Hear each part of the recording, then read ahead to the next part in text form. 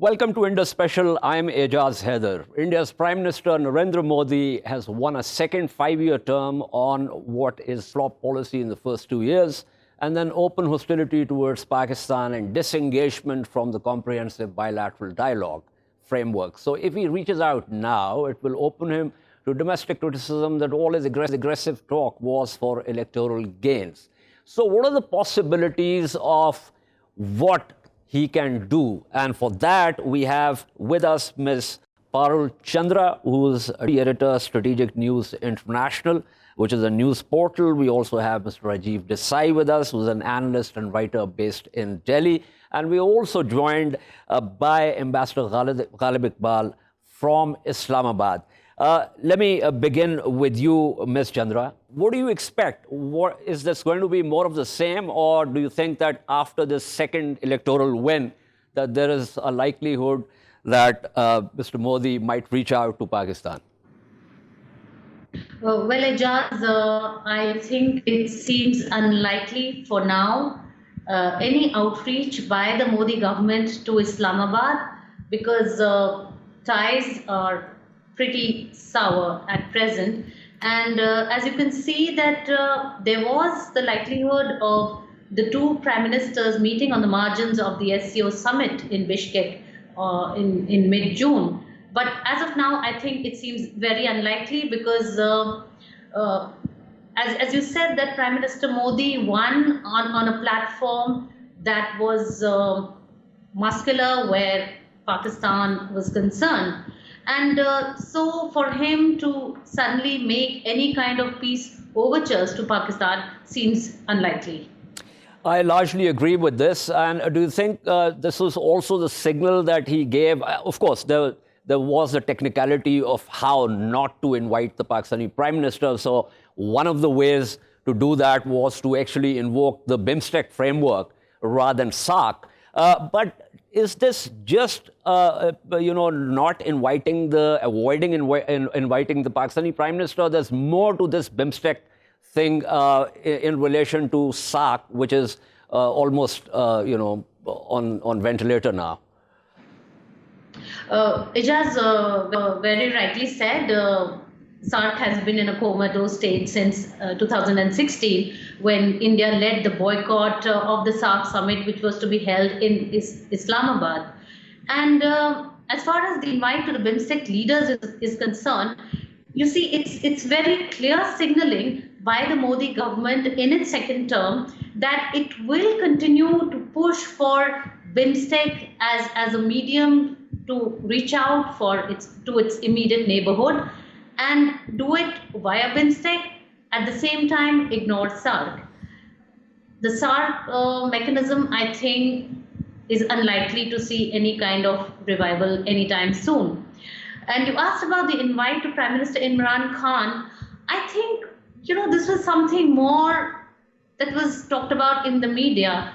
This whole thing about, is he going to be invited? If he's at all going to be invited, is he going to be there? But here again, see, even if he had invited Prime Minister Khan, what kind of response would have come from Islamabad? I'm not very sure if Prime Minister Khan would have accepted the invite, given the bitterness in ties. And had he turned down the invite, it would have been a huge snub for Prime Minister Modi. So you see, I think Prime Minister Modi in his second term is going to play it in a very diplomatic manner. I don't think he's going to really immediately reach out to the Imran Khan government. If at all, I think both sides are going to take their time, because there has been so much of bitterness and so much of heightened tensions that it's not going to be easy for either leader to step down and take that first step forward and engage with each other.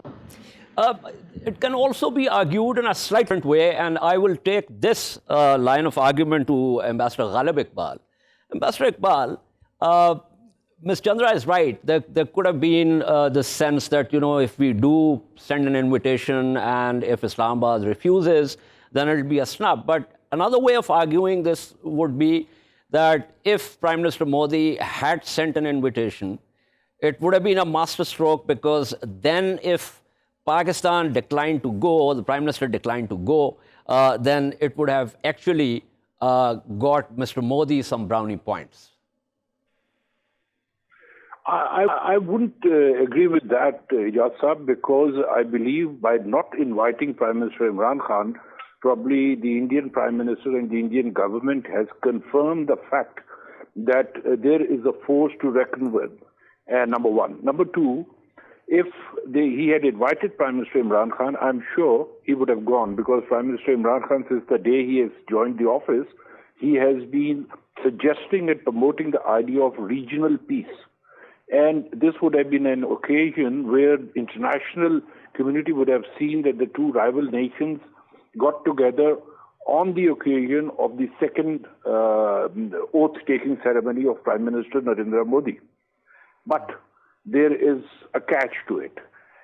Mr. Modi based his whole campaign on anti-Pakistan sentiments. He has polarized India to an extent that rather than being a secular country, it has become extreme Hindu country now. They are killing the minorities. They are doing all sorts of wrong things with the minorities. And they have been killing Muslims, especially in large number. Mr. Modi based his campaign on the premise that Pakistan was doing terrorist acts in India, which is not true, because India should have come up and thought seriously that there is a serious issue and dispute of Indian-held Kashmir, and they need to start a debate within India, because inviting the Prime Minister of Pakistan or not going there, these are very small issues at the moment. The biggest issue is that are we going to see a polarized region in the near future? We are seeing that. We fear that we are going to see that. And is it going to give birth to further extremism in our region? Yes, it is going to give birth to further extremism in our region. Are the extremist Hindus in India going to do what the extremists have been doing in other parts of our region or the world around? Yes, we fear that it's going to happen. Mr. Modi needs to come out of the election mode at this time. He needs to come up and act as a leader. But Ambassador Iqbal, he doesn't need to do this. See, here's the thing. If you look at when India went into the election mode in the run-up to the election, what were the government looking at? Very high unemployment rates, demonetization that hadn't redounded to the advantage of small and medium businesses. There were reports and the eminent, Indian origin economists who were talking about the state of the economy, that the figures are all cooked up and the rest of it. So on all these counts, Mr. Modi was under pressure, but he successfully rode the high tide of whatever rhetoric that he chose to adopt in relation to isolating the Muslim minority in India, in relation to referring to Pakistan as a country that he had taken on, and so on and so forth. So given that that has gotten him even more seats than previously in 2014, why would he change the template now? He doesn't need to break it. No, he doesn't need to break it. I'm looking at it a much bigger picture. Ejaz Saab, 10 years from now or 15 years from now, what are we looking at? How do we look at it, this region? Is it going to be a same region? No. Can India capture Pakistan? It's not a possibility. It's a non-starter for them. Can they initiate a war, a limited conventional war? Yes. We cannot afford to go for a nuclear encounter with each other. It's going to completely destroy the whole region. I'm going to come to that, Ambassador Iqbal, but stay with me. I want to pull up Mr. Rajiv Desai. Mr. Desai, what do you think is likely to happen? Do you think Mr. Modi is going to change the template, or, as I was arguing, that he doesn't really need to? If it's working, if something is working, why break it? Well, I think Mr. Modi is going to have his hands full with the kind of economic news that has broken over the past several days and weeks. We are reporting some of the highest unemployment rate in 45 years. we're reporting a slowdown, huge slowdown in economic growth. And he has attracted a lot of non-extreme Hindu support, non-extreme support, support from those who are non-extremist Hindus on his promise of reform and economic growth. But here, the first ball he's faced, he's in all sorts of trouble. So I have a suspicion that foreign policy will not play. And speaking of foreign policy, he's also got to deal with the recalcitrant United States that has clamped down on the preferential trade status for India, the problem between US and China in trade, the problem with US and Iran. So he's got a lot of things. And they don't have a huge amount of competence to deal with these kinds of things. So I suspect that we will see a little bit of dodging and weaving and dodging and weaving and dodging and weaving until the next state elections come up, and then there'll be a huge campaign again, where again he might take to this whole nationalist platform or whatever it is. But I really don't see a lot of foreign policy in the future. That's a very interesting take. I agree with you, but won't you say that there are these issues that are linked to the economy and to India's growth, which also have foreign policy component? Well, I mean, the only major thing that they have to worry about is whether they're going to be knocked about in the US-China trade war, or whether this preferential treatment that has ended is going to affect them. And believe me, even if there are agencies that have taken stock of this, those reports are not going to come out very soon, just as the economic growth reports were tamped down. So I suspect that, I think that it's not a very purposive government, if I may say so. It doesn't have any focus other than winning the next election. That's my assessment sitting outside. But on the other hand, he may move things and he may make things happen. I seriously doubt it. Already we've had reports of a education policy that's a disaster. We've had all kinds of other sort of signals, policy signals that don't bode very well, not so much for Indian foreign policy and diplomacy, but for India, for the people in India. And that's very concerning. That's very worrying. Interesting. Ms. Chandra, do you agree with Mr. Desai when he says that foreign policy is not likely to be the major factor in the next 6 to 8 months, because there's a lot on the economy side that needs to be looked into, whether it's unemployment and various other things, and U.S. India issue on tariffs and U.S.-China trade war and the rest of it. Do you think that is likely to be the scenario, in which case this rhetoric against Pakistan will kind of go down? I don't think I agree with what Mr. Desai has said on foreign policy not having occupying the Prime Minister's mind or his agenda. I think it will continue to remain top of his mind in the coming months. And I think the strongest signal of this so far has been the appointment of a former Foreign Secretary, Mr. Jaishankar, as the External Affairs Minister of India. Now, as you all would be aware, he's been brought in. He was not a member of Parliament. He was a member of the Indian Foreign Service, and he's been made a cabinet minister. And I think that is a very, very strong signal that foreign policy will government's prerogative, regardless of what is happening domestically on the employment front or on the education front or the farmers front.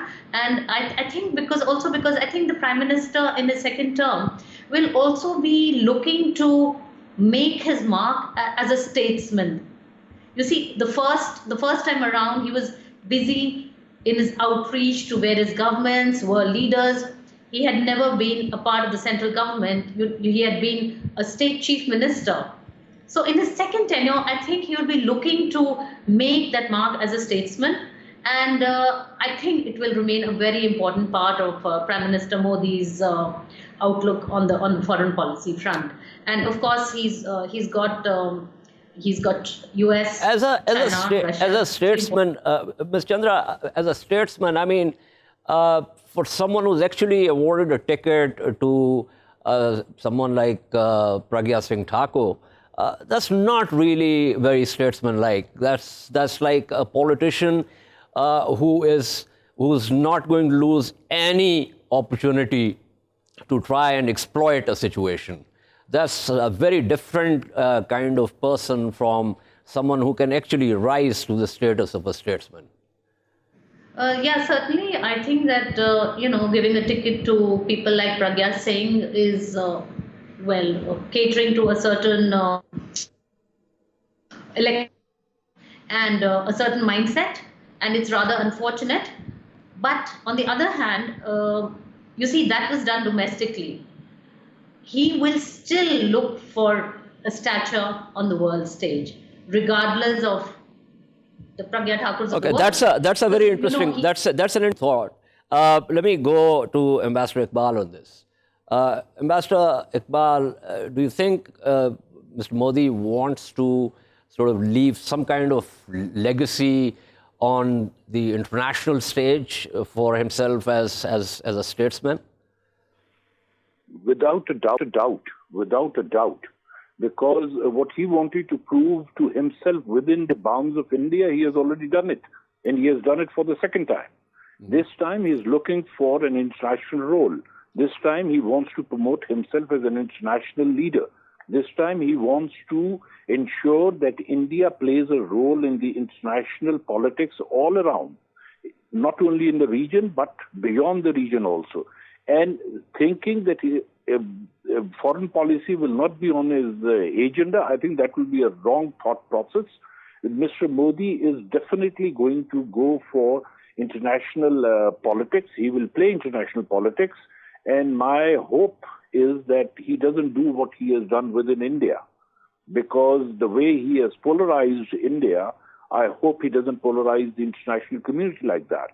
There are a number of issues and other guests. No, so if he tries to polarize the international community, I don't know what that exactly means, but going by your argument, that's not an international legacy. He won't be remembered as someone who put things together. He would be remembered as someone who took things apart. Yeah, but at the moment, what he wants to do is, deep down in his heart, deep down, the policymakers within India, they know what happened to their Air Force when they tried to enter Pakistan. Whatever narrative they have given to their people is a different thing, on the basis of which they have already won the elections. But deep down, they know that they are at a weak wicket. They need to prove themselves to be a power so that they can play the role internationally. And once you come up with a particular and peculiar mindset, you always try to implement that mindset across the board. And if the way they have polarized India, that's what I'm saying, that they might polarize the international community. Because there are different Ambassador Ghalib Iqbal. Ambassador Ghalib Iqbal, thank you so much for speaking with us. Mr. There is a bit of an irony in this whole thing about meeting on the sidelines of the Shanghai Cooperation Organization. I mean, that's a forum where neither India nor Pakistan is a heavyweight. So you actually kill the SAARC process where you are the biggest party. But then you decide to use another forum which you can't even use, frankly, and where you, like many of the others, and where the heavyweights are China and Russia. Well, strategic thinking is not one of the great strengths of this regime and the one before that. That's number one. Number two, I would like to just draw the distinction between foreign policy and international relations. Mr. Modi's idea of dealing with other countries is pomp and splendor and flying off in his plane and being received by military honors and so forth. I don't think that he has the patience for the crossing the T's and dotting the I's that have to do with foreign policy. So that's a very important thing to keep in mind. He just doesn't seem to have the patience for that sort of thing. It also requires a very, very, how shall I say it, nuanced understanding of the world. And from what we've seen in 5 years and before that 12 years in Gujarat, this is a very black and white kind of perspective that Mr. Modi has portrayed in all these years in public life. So I really don't see. I see a lot of turmoil within India because there's a lot of policy issues that have to be dealt with, and there are a lot of questions being raised by very thoughtful people and commentators about whether this government has the bandwidth to do that. Now, you bring in a diplomat and make him the foreign minister. It's not the first time it's happened.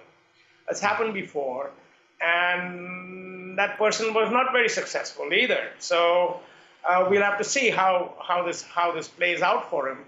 But I can't help feeling, man's not an MP, man's nothing, and he's been made the foreign minister.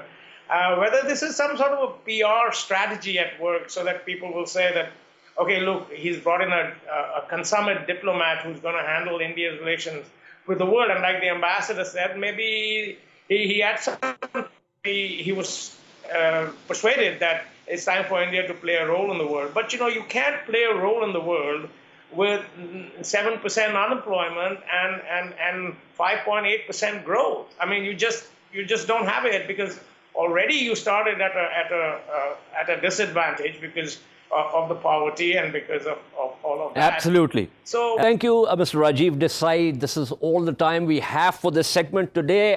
We shall take a short break and then discuss Afghanistan and talks between the US and Taliban. Stay with us.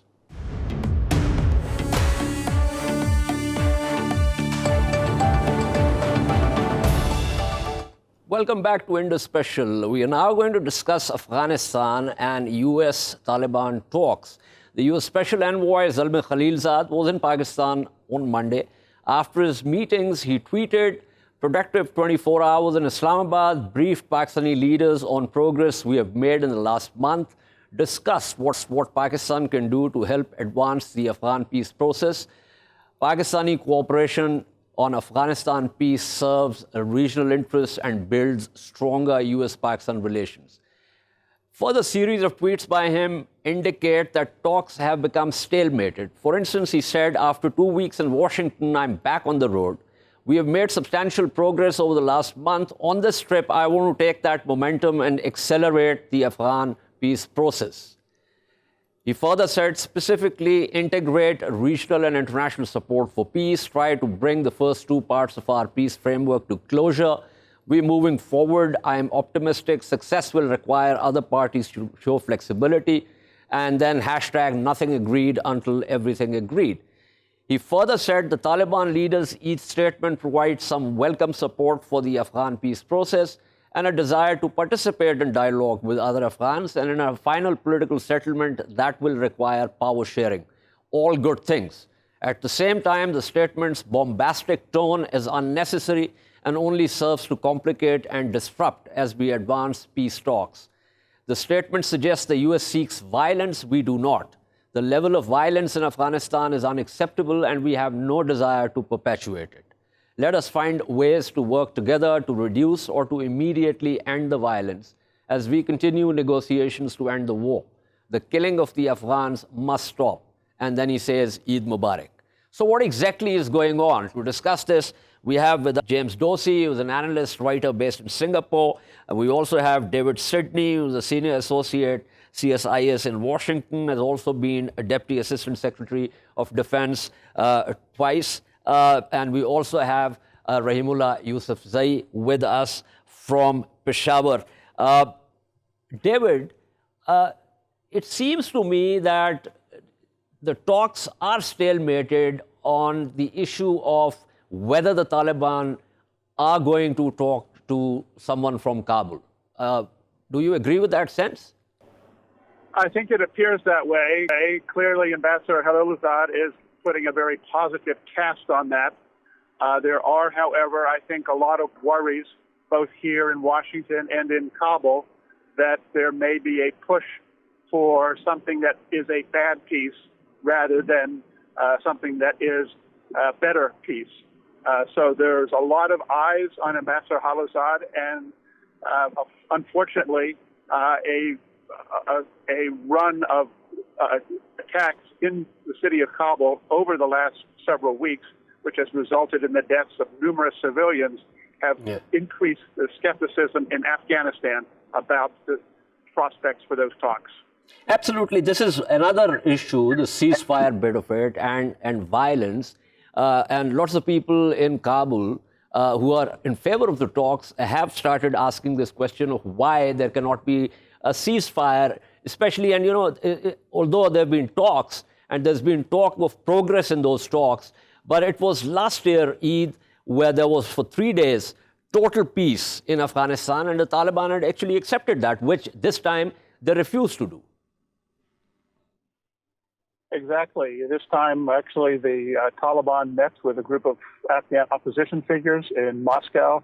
Following that, former President Karzai announced that there was agreement on a ceasefire because the group had pushed hard for a ceasefire. Then the Taliban immediately rejected that, and the Eid statement by the leader of the Taliban was very clear that they were going to keep the heat on by attacking in Afghanistan. And that's been very disappointing, I think, to everybody involved that there's no ceasefire for Eid. Absolutely. James, what do you make of this decision? I'm stressing this, last year's Eid ceasefire, but this year, even though there has been talk of, talks going somewhere in a positive direction, the Taliban have refused to cease fire. I think there's several factors. One is the fact that there is no ceasefire, and that would have been taken as a goodwill gesture, as a confidence-building gesture. I want to make one caveat on the increased violence that we've seen, which David mentioned correctly, and that is that not all attacks have been carried out or claimed by the Taliban.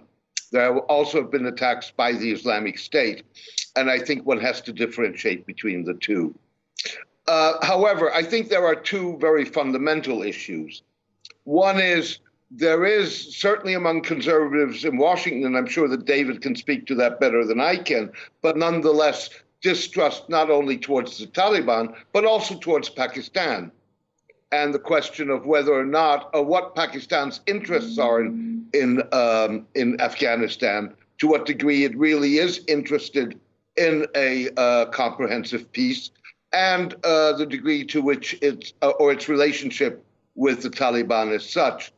And I think that the other issue, the unspoken issue in some ways, is that you can draw a parallel between the Trump administration's approach towards the Israeli-Palestinian conflict and towards Afghanistan. So with other words, what chances does any peace agreement have, let alone power sharing, if not all the parties, including those that are supposed to share power, are at the table? So just with other words, if you can't make an Israeli-Palestinian peace work without Palestinians at the table, how can you make this peace work without all parties being part of the negotiating process? Okay, I'll come to that point, James, but let me pull in Rahimullah Yusufzai here. Mr. Yusufzai, how do you read the leaves here? Yes, I think regarding the peace talks, we know that there have been very optimistic statements by both sides, I mean the U.S. and Taliban. But there's nothing yet on paper. Nothing has been agreed as Zalmay Khalilzad until everything is agreed. So we have to wait, we maybe this round of, the 7th round of talks this month, maybe we can wait for that. I don't expect any major breakthrough, but things are not yet agreed upon, and there are a number of issues which are being discussed.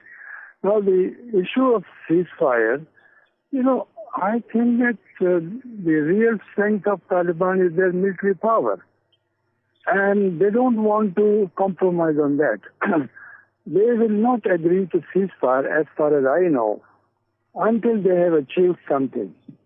And that, in their view, preferably is an agreement for the withdrawal of foreign forces.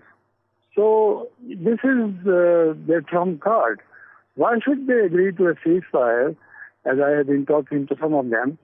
They say that, because we are still attacking, we are still fighting, we haven't agreed to a ceasefire, so we can push the Americans to agree to the withdrawal. This is what they are saying. And I think once the ceasefire is agreed upon... Rahimullah Yusufzai, the Americans have said that they will withdraw. I mean, it's about, are you saying that it's about the Taliban wanting the Americans to actually announce a withdrawal date and timetable before they would cease fire? Yes, I think not only announce it, but start withdrawing. This is what I heard. They want the Americans to start leaving. Once they are convinced that the Americans are pulling out, they are going, they will go, then I think they will agree to a ceasefire. Before that, I don't expect any real ceasefire. There can be, a truce, which hasn't even happened this year on Eid. But I don't think there will be a permanent ceasefire. If you look at statements by Zalmay Khalilzad, he's talking about a permanent ceasefire. So this is what he wants. And this is what he's aiming for in these talks and his visits to regional countries like Pakistan. And this is what his objective. But I think Taliban are not giving in. They even did not agree to the demand by the Afghan politicians whom they met in Moscow recently. Taliban said, no, there will be no ceasefire, there will be no truce even for 3 days for Eid. So I think this issue of ceasefire is the sticking point. That's something, which will be a stumbling block until we see some progress on other points. Mr. Yusufzai, what do you think the Americans now expect from Pakistan? I'm asking this because they know that we've facilitated. We have always said that, we were going to facilitate, which we have already done, and we got the Taliban to sit across at the same table from the Americans. But beyond this point, it's entirely up to the 2 or 3 sides how they work things out. So what exactly is the expectation now? Because, James also mentioned this about Washington not particularly being happy about or not really understanding what the Pakistani interests are. I think I believe that the Americans are expecting too much from Pakistan. Somehow they have this belief that Pakistan can manage this. Pakistan can persuade the Taliban. And if it cannot persuade them, it can then, take some coercive action. That is their, I think, belief. Secondly, I think, I believe that Pakistan's influence on the Taliban, that has been the big question all these years.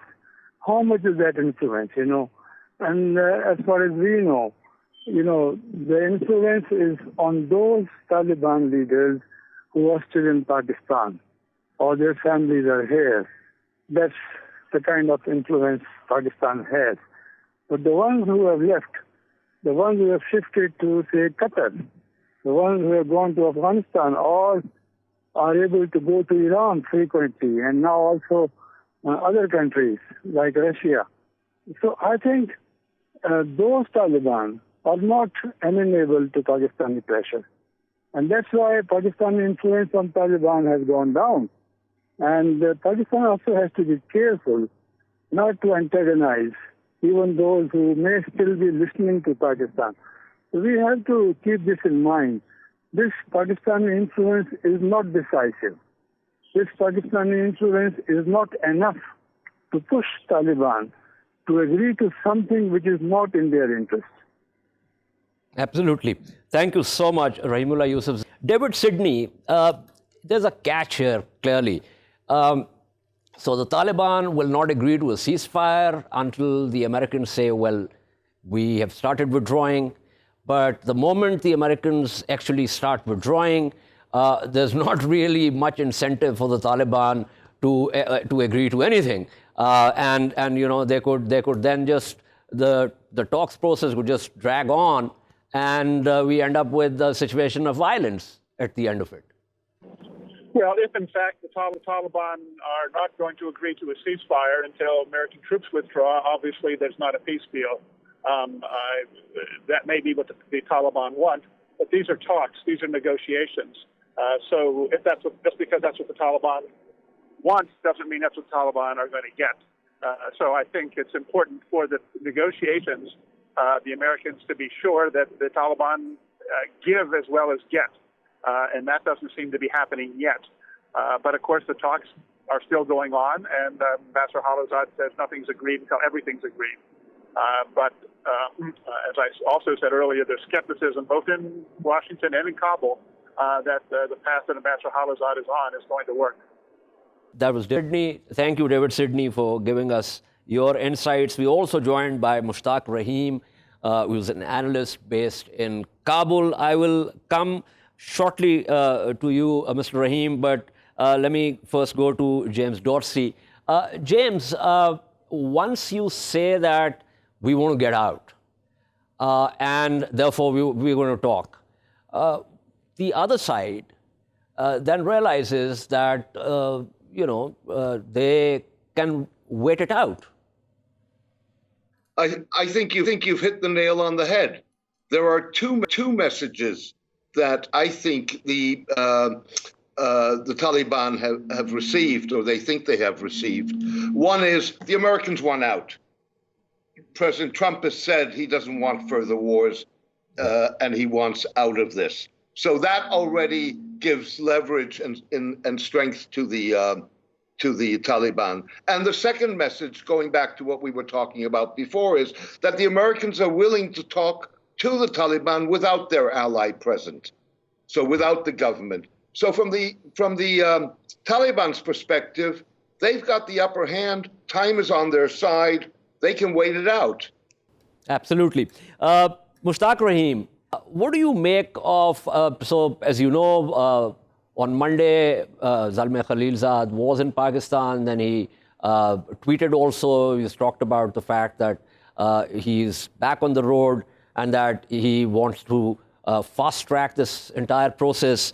What are you expecting out of this, out of the next round?